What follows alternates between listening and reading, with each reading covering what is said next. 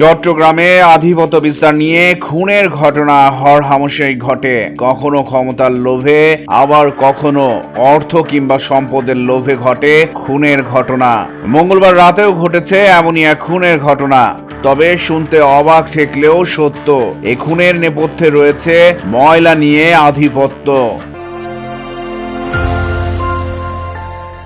আর একটু স্পষ্ট করে বললে, নগরের আনন্দবাজারে ময়লার ডাস্টবিন নিয়ে দ্বন্দ্ব, আর এর জেরেই প্রতিপক্ষের ছুরিকাঘাতে খুন হয়েছেন জসিমউদ্দিন নামের এক যুবক।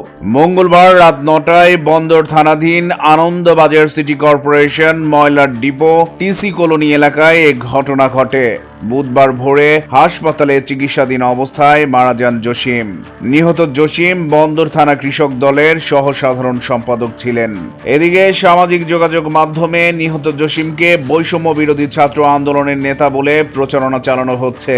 বিএনপির একটি গ্রুপের দাবি, ঘটনা ভিন্ন দিকে নিতে এ প্রচারণা চালানো হচ্ছে।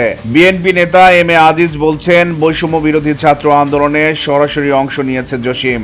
মহানগর বিএনপির সহসভাপতি আজিজ বলেন, কিছু টোকাই পর্যায়ের ছেলে জসিমকে খুন করেছে।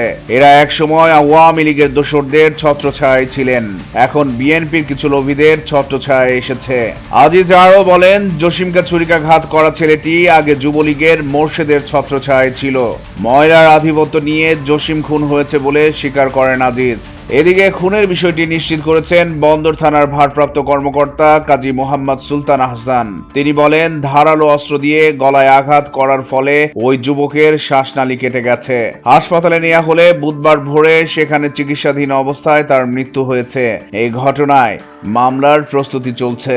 অপরদিকে বৈষম্য বিরোধী ছাত্র আন্দোলন কেন্দ্রীয় নির্বাহী কমিটির সদস্য রাসেল আহমেদ বলেন, ছাত্র আন্দোলনে সক্রিয় একজন কর্মীকে যেভাবে হত্যা করা হয়েছে এটা অত্যন্ত নিন্দনীয় কাজ।